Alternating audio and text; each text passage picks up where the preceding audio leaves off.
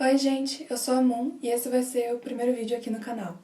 Primeiro eu vou falar sobre a minha ideia do que eu quero falar nesse canal e eu espero que vocês gostem. Antes de eu falar sobre o canal, só pra vocês saberem, eu vim lá do Tico-Teco. Só por curiosidade mesmo eu faço uns videozinhos de maquiagem. O meu nome lá é o mesmo que aqui no YouTube, é It's Moon Again.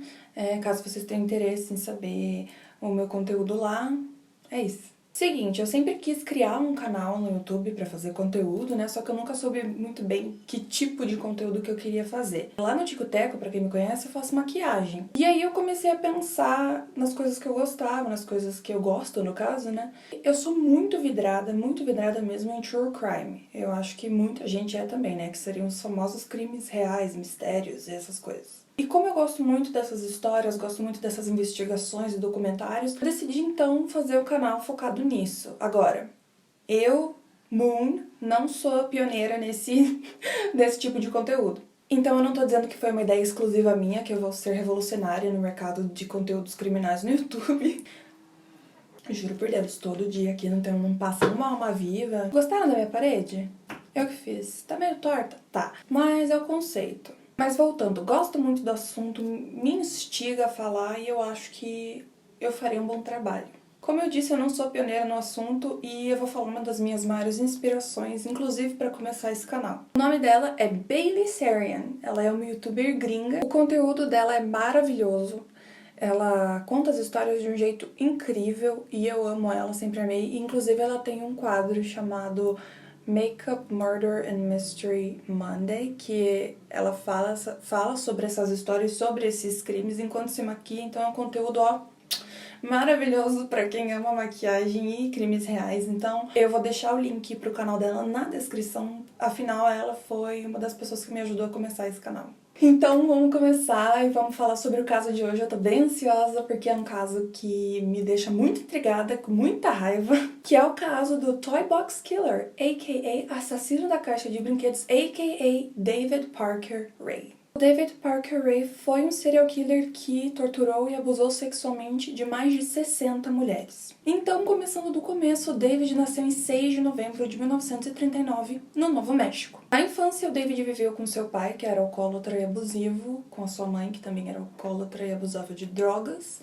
e com a sua irmã mais nova, Peggy. Quando o David tinha 10 anos, a mãe dele resolveu se separar do pai dele, então ele, a sua irmã e a sua mãe foram morar com o avô materno. O avô do David era bem carrasco, era uma pessoa bem ruim, na verdade. A casa dele tinha regras, e se você não seguisse essas regras à risca, você meio que era retalhado, assim, de uma forma bem violenta, bem bruta. Então, ele saiu de um lar abusivo ficando apenas com um lar abusivo. A mãe do David nunca foi presente na vida dele, mesmo quando eles estavam com o pai. Ela já era bem omissa e quando eles se mudaram pra ficar com a avó, ela realmente, assim, ela meteu o pé, foi embora, um beijo no coração de vocês e se mandou. Então, o pai já não morava mais com eles, porém, ele fazia visitas. E nessas visitas, principalmente quando ele via o David, ele dava presentes. Aí você me pergunta, Moon, que tipo de presentes são esses? Um presente, assim, uma bola que você dava pra uma criança? Um carrinho? Não, ele dava revistas pornográficas de BDSM. E, gente, eu não tô falando mal de BDSM, eu não tô falando que BDSM é algo ruim. Inclusive, um beijo pra comunidade BDSM. O que eu tô dizendo é que não é um presente que você dá pra uma criança de 10 anos. E assim, uma opinião minha, eu acredito que o pai do David, ele queria criar um laço com o filho, um laço de pai e filho, assim, e esse foi o jeito meio deturpado, assim, que ele achou de fazer isso. É o que eu acho. E, gente, na escola, na vida acadêmica, o David não teve um segundo de paz. Ele continuou sofrendo bullying, ele sofreu um bullying pesado, um negócio assim, bullying psicológico, físico, ele era espancado, era um negócio... Na época as pessoas diziam que o David era tímido, estranho, isso deu uma brecha para as pessoas fazerem bullying com ele.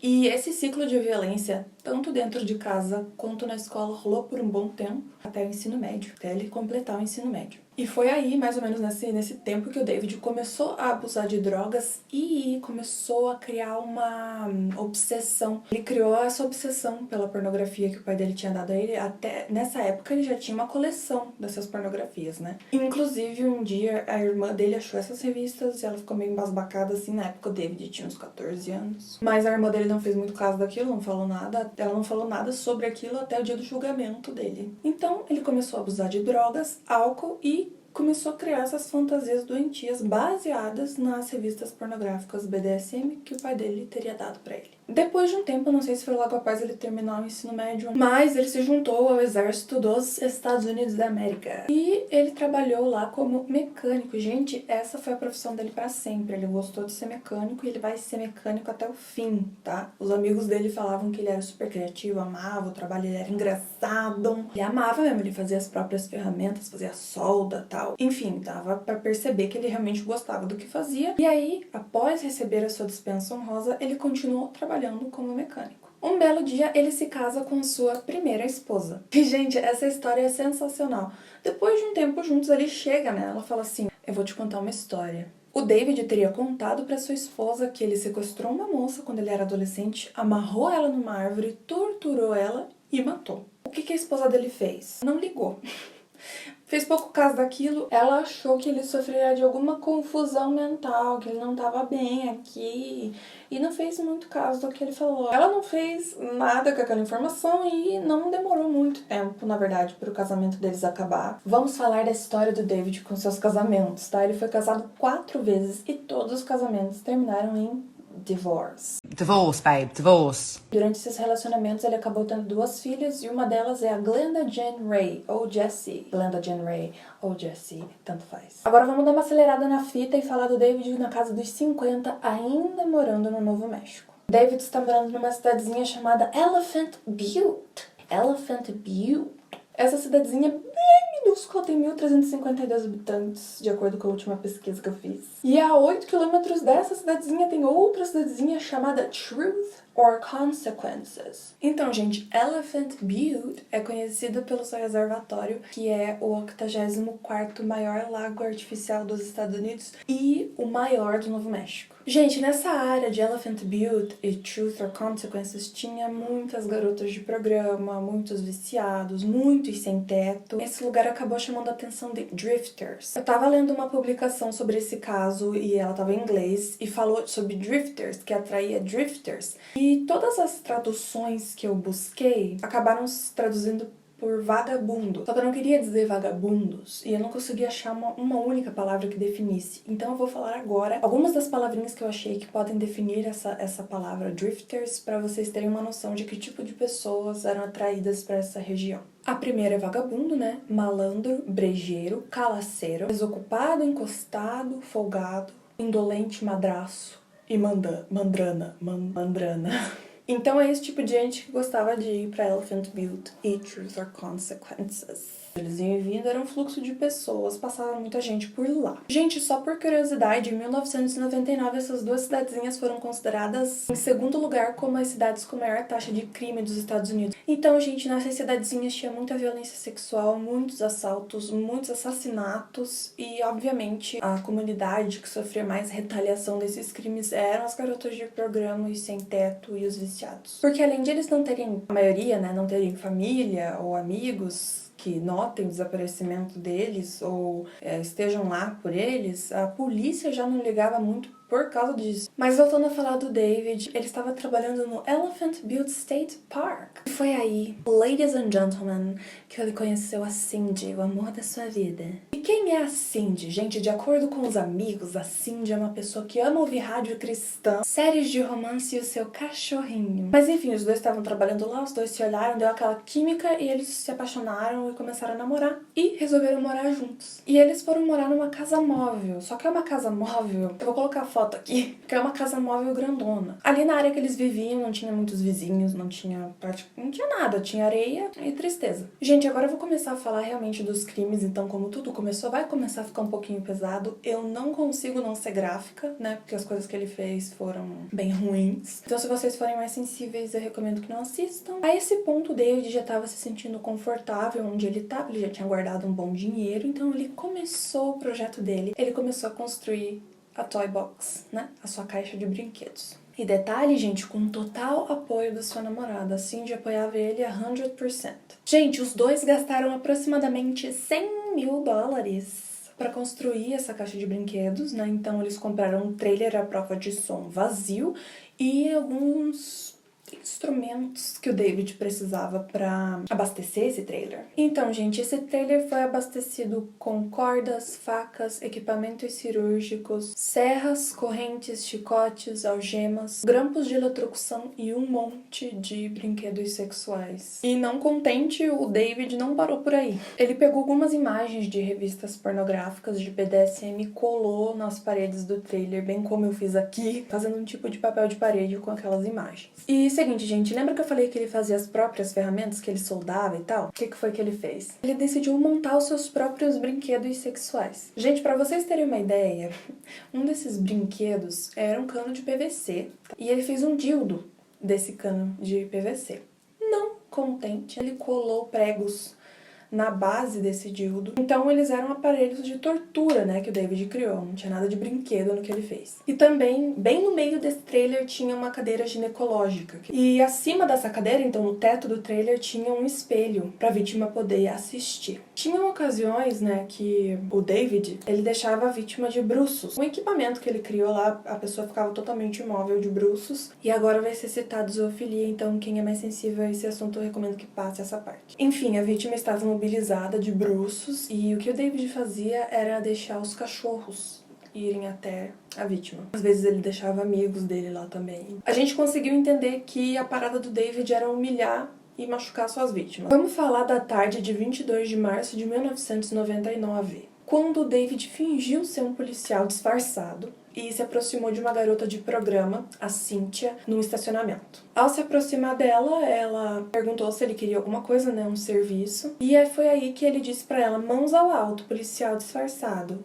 E falou que ela estava presa. Ele colocou algemas nela, colocou ela dentro do carro dele e dirigiu, mas não até uma delegacia, afinal o David não era policial. Então ele levou ela para casa dele. Chegando até a casa, ele amarrou ela numa cama com correntes e colocou uma coleira de cachorro, tipo coleira de cachorro no pescoço dela e torturou ela e abusou dela por 3 dias. Um belo dia, o David saiu para trabalhar e a Cindy ficou de tomar conta da Cynthia. Gente, nessa hora eu começo a me confundir com os nomes, então eu vou deixar claro aqui. A Cindy é namorada do David. A Cynthia é a garota de programa que o David sequestrou. Cindy estava vigiando Cynthia, porém o telefone da Cindy toca e ela atende e começa a conversar ali. Ainda vigiando a Cynthia. Conversa vai, conversa vem, ela decide ir para um outro quarto para conversar no celular. E é aí, meus amigos, que a Cynthia vê a chance dela de escapar, pois ela não quer estar ali e ela está com medo de morrer, né? E o que acontece, gente? Nessa de atender telefone, a Cindy deixa a chave das correntes em cima da cômoda do lado da cama. E ela vai para esse outro quarto para conversar com a pessoa no telefone e a Cynthia vê a chance dela de escapar, ela consegue pegar as chaves e ela tá se soltando. Porém, a Cindy, no outro quarto, começa a ouvir barulhos suspeitos de corrente. A Cindy então vai até o quarto onde a Cynthia está e ela vê a Cynthia conseguindo sair das correntes. O que a Cindy faz? Ela pula em cima da Cynthia. E aí a Cindy tem a brilhante ideia de tacar um abajur na cabeça da Cynthia, na tentativa de fazer ela desmaiar. Mas a garota é forte, ela não desmaia e ela continua lutando. Até que a Cynthia consegue pegar um picador de gelo que estava ali perto e enfia na cara da Cindy. Quando ela consegue machucar a Cindy e ela consegue se desprender ali, ela sai peladona, correndo, pedindo ajuda pros carros. Ela vai até a beira da estrada e começa, socorro, pelo amor de Deus, para! as pessoas que estavam dirigindo viram uma mulher nua com uma corrente pedindo por favor socorro, eles não fizeram nada, eles continuaram dirigindo, mas ela queria ajuda, então ela continuou correndo e ela foi de porta em porta batendo, pedindo socorro, até que uma mulher abre a porta para ela e as duas chamam a polícia. A polícia chega, leva a Cynthia para o hospital e eles começam a pegar o depoimento dela, então ela estava falando tudo que ela conseguia lembrar, nas pessoas, como é que era a casa, porém os policiais não estavam levando ela a sério por ela ser garota de programa e viciada. E, gente, falando sobre a polícia não acreditar, tem uma história que aconteceu antes da Cynthia, que foi de uma moça chamada Angélica. A Angélica foi uma vítima do David. Ela foi até a polícia e a polícia não fez nada por ela. E, assim como a Cynthia, a Angélica também era garota de programa e também era viciada. E mesmo ela contando tudo o que aconteceu, onde era a casa, quem eram as pessoas, a polícia não ligou, não fez nada. Ok, mas voltando na Cynthia, enquanto ela tá dando seu depoimento, ela vê uma pessoa entrando no hospital, uma mulher, é a Cindy, e ela fala, galera, polícia, é ela. Felizmente, gente, a polícia vai até a Cindy, tá, questionar ela, e vão até a casa da Cindy e do David e encontram um ninho de mafagafos, porque tem as correntes na cama, tem um abajur quebrado e tem também um balde que a Cynthia estava precisando usar para fazer as suas necessidades. E foi o que ela tinha acabado de dizer para a polícia. Ou seja, a história dela bateu. Finalmente acreditaram na Cynthia e levaram a Cindy e o David sob custódia para questionamento. Gente, aí começaram as buscas na casa do David e da Cindy e eles acharam a famosa caixa de brinquedos. No interior do trailer, já na entrada, tinha uma placa escrito Satan's Den, que quer dizer covil do Satã. Isso deu uma brecha para os detetives acreditarem que o David estava fazendo isso por algum motivo satânico, alguma coisa assim. E inclusive o David usava a desculpa de fazer isso pela igreja do Satã. Essa gente gosta de usar essa desculpa por algum motivo, não sei porquê.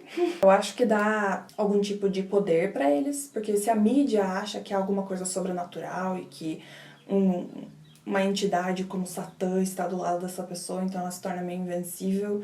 Eu acho que é isso, dá um certo poder pra eles, mas é bem estranho, afinal o satanismo não tem nada a ver com isso. Vão estudar, gente. Nessas buscas, os investigadores acabaram achando um tipo de nota que o David fez e era algo para, tipo, lembrar ele, parecia que era para ele se autoafirmar ou eram para outras pessoas que iam lá. Então, gente, nessa nota estava escrito o seguinte: uma mulher vai fazer ou falar qualquer coisa para escapar. Vão chutar, arranhar, oferecer dinheiro, morder, gritar, implorar, correr, oferecer favores sexuais, fazer ameaças, mentir, esperar por uma oportunidade de fugir, desculpas esfarrapadas, estarem menstruadas ou grávidas e histórias tristes. E no final dizia, não deixa ela entrar na sua cabeça. Se vale a pena pegar, vale a pena manter. E ela deve ser sujeita à hipnose até que ela possa ser solta de forma segura. Nunca acredite em uma pessoa acorrentada. Essa foi a nota que os detetives acharam.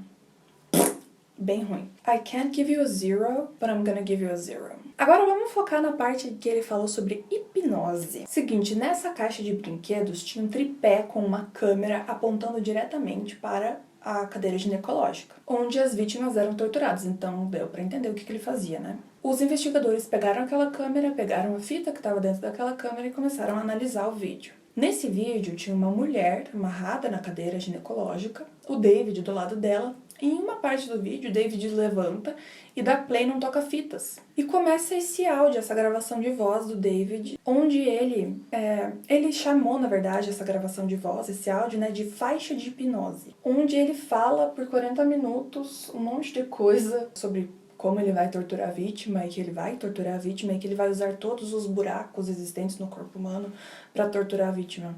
Ele realmente fala isso na fita. Inclusive, tem essa fita no YouTube, pra quem quiser ouvir, são 40 minutos. Pra quem tiver paciência, existe, é só procurar. Ainda explorando a caixa de brinquedos, eles acham uma prancheta com uma lista. Essa lista tinha como título Abduct Date, ou seja, data do sequestro, dia do sequestro. E seguia com várias datas de 1993 a 1997. Dentro do trailer também foram achados fotos polaroids de vítimas sendo torturadas. A polícia então começa a revisar a filmagem que eles acharam. Nessa filmagem, como eu falei, tinha uma moça naquela cadeira amarrada, né? E dava pra perceber que ela não estava totalmente consciente, então ela estava drogada, ela estava sob o efeito de alguma droga. E analisando essa filmagem, os policiais acharam conseguiram ver que essa pessoa na cadeira tinha uma tatuagem muito específica, mas eles não conseguiam saber qual tipo de tatuagem era. Então eles decidem mandar a fita para o FBI para que eles pudessem analisar as filmagens e acabar determinando que tipo de tatuagem era, porque isso poderia levar a vítima. E eles queriam saber quem era essa vítima e se ela estava viva. E se ela estivesse viva, eles queriam conversar com ela. Seguinte, gente, o FBI consegue determinar que tipo de tatuagem é e eles mandam a público para, caso a vítima estivesse viva, ela visse e falasse: "Oh, essa é minha tatuagem, vou lá." Um dia, uma mulher morando no Colorado viu essa imagem dessa tatuagem e falou: "Sou eu." Essa mulher se chama Kelly, ela reconhece a tatuagem e vai até Truth or Consequences, onde eles têm a fita. Então, o que exatamente aconteceu com a Kelly? Kelly conta no seu depoimento no dia 24 de julho de 1996 que quando ela morava em Elephant Butte, ela e o seu marido estavam tendo uma discussão e começou a ficar muito acalorada. E ela decide vazar e ir para um bar com as amigas dela. Esse bar era o Blue Water Saloon, em Elephant Butte. Ela tá lá com as amigas dela, bebendo, se divertindo, até que ela encontra uma amiga chamada Jessie, a filha do David, Glenda Jean Ray. As amigas dela vão embora e ela continua ali no bar com a Jessie. E ela começa a ficar um pouquinho tonta, começa a se sentir mal, mas ela só tomou uma cerveja, então ela não estava entendendo o que estava acontecendo. Depois que a Jessie aceita dar carona pra ela, a Kelly diz que não se lembra de mais nada. Nisso, os policiais começam a perguntar se ela não se lembra de mais nada, se ela não lembra do David, e ela diz que não sabia do que eles estavam falando. E foi aí que eles decidiram mostrar a fita pra ela. Apesar de eu ter achado muito pesado eles terem feito isso, porque eles literalmente fizeram ela se assistir sendo torturada, ela acabou lembrando de muita coisa depois que ela assistiu a fita. O que realmente aconteceu naquele dia foi que a Jessie batizou a cerveja dela e ao invés de levar ela pra casa, levou ela pra casa do David. Kelly foi trancada na caixa de brinquedos e foi drogada e torturada durante 2 dias. Chegou um momento que o David achou que ela estava morta e largou ela na beira da estrada. Porém, outra pessoa achou ela, um homem achou ela e acabou levando ela pra casa, pro marido dela. E ela não lembrava de nada. Quando ela chegou em casa, o marido dela não quis acreditar na história dela, ela contou tudo o que ela lembrava e falou que não sabia o que tinha acontecido, tinham se passado 2 dias, e o marido dela achou que ela tinha traído ele, e ele acabou pedindo o divórcio, eles se divorciaram, e foi aí que a Kelly se mudou pro Colorado. A Kelly disse que se lembrava de ter muitos pesadelos onde ela estava sendo amarrada, torturada, não conseguia se mexer, e ela disse que achava que era por causa do estresse, mas na verdade eram as memórias do trauma que ela tinha acabado de vivenciar. Depois da Kelly ter dado o seu depoimento, a mídia conseguiu ter acesso a essa história e eles mandaram pro mundo. Depois da repercussão da história, a Angélica, lembra a moça que foi torturada antes da Cynthia, foi até a polícia novamente. E dessa vez, my friends, acreditaram nela. A filha do David, Glenda Jean Ray, ou Jessie, foi presa em 26 de abril de 1999. Após ter sido acusada de drogar Kelly, Jessie foi condenada por sequestro, abuso sexual e conspiração. Ela foi liberada após 2 anos e meio e ficou incondicional por 1 ano. A Jessie era uma traficante de drogas e ela era bem violenta. No seu depoimento, Jessie disse que não sabia ao certo o que estava acontecendo com as mulheres dentro da caixa de brinquedos. Ela diz que presumiu que elas estavam sendo estupradas, mas ela nunca participou de nada. Inclusive, ao que parece, ela deu uma dica anônima pro FBI que o David estaria vendendo essas mulheres pro tráfico. Chegou a vez da Cindy. A Cindy foi condenada por conspiração de sequestro, conspiração de abuso sexual e foi sentenciada a 36 anos de prisão. Porém, ela só cumpriu 19 anos desses 36. No seu depoimento, a Cindy disse que falaria tudo e mais um pouco sobre o David para receber uma sentença menor. Ela confessou ter participado de vários ataques junto com o David e também confirmou que o David, sim, vendia mulheres para o tráfico. Ela confirma que o David via mulheres como objetos. Inclusive, ele se referia a essas mulheres como pacotes. Então, ele realmente reduziu elas a nada. Ela também confirma que o David, sim, tirava fotos das suas vítimas, porém, depois de um tempo, ele acabava queimando essas fotos. Então, os investigadores ficaram meio chateados com essa informação. Afinal, eram provas que eles não iriam ter. A Cindy ainda diz que ele matou mais de 30 pessoas. E também conta que o David tentou jogar um corpo no lago, mas ele acabou voltando para a superfície. E foi aí que ele começou a cortar o estômago das pessoas e colocar pedras dentro delas para que elas afundassem e não voltassem mais. A Cindy confirma que foram ao todo 7 corpos que ele jogou no rio. Logicamente, a gente pensaria que a polícia foi investigar, né, o lago, mas isso não aconteceu, porque era muito fundo e muito escuro. Mas aí as pessoas começaram a perguntar, gente, é um lago artificial, é só drenar, drena o lago e vocês vão achar os corpos. Só que era muito caro.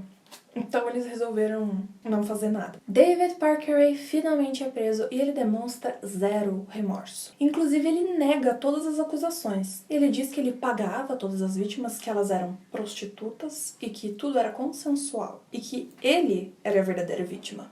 Mesmo sem nenhum corpo, eles ainda têm os depoimentos das vítimas sobreviventes. Angélica, Cynthia e Kelly, o vídeo e o diário do David, onde ele colocou as datas dos sequestros e também os procedimentos feitos em cada vítima.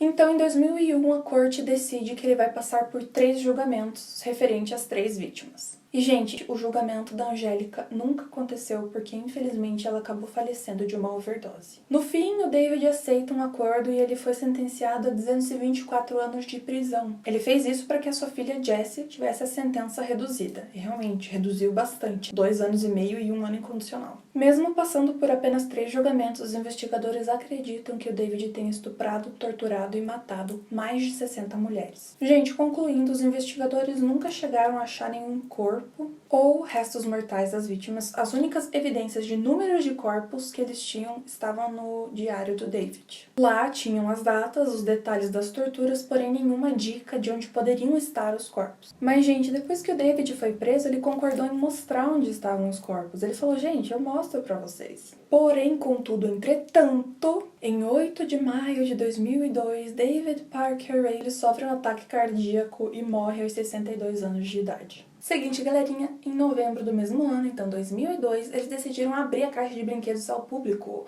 Por quê? Porque eles acharam que isso traria mais pistas para ele, mas acabou virando mais um tipo de atração turística do que qualquer outra coisa. Em 2011, o FBI fez uma investigação no McRae Canyon, que fica bem perto do reservatório de Elephant Butte, mas eles não acharam nada. Gente, essa foi a história do assassino da caixa de brinquedos. Eu espero que vocês tenham gostado. Eu acho que é uma história super intrigante, dá raiva na gente, porque eu acho que se os policiais tivessem um pouco mais de noção em escutar aquelas garotas de programa, muitas vidas teriam sido poupadas e isso teria acabado muito mais cedo. E eu continuo me chocando com pessoas como o David, mesmo eu já tendo visto várias e várias histórias sobre serial killers, assassinos e afins. Eu continuo me chocando e continuo sem entender o que se passa na cabeça dessas pessoas. Só pra deixar claro, nada que eu disse aqui sobre a história do David, sobre a infância dele, foi pra justificar o que ele fez ou colocar a culpa no pai dele ou na mãe dele. Eu gosto muito de saber os detalhes das histórias, principalmente nesses casos. Eu gosto de saber como que foi a vida da pessoa antes de ela se tornar aquilo que ela se tornou. Então é algo que eu tenho interesse e eu não tava querendo justificar nenhum ato dele ou amenizar o que ele fez.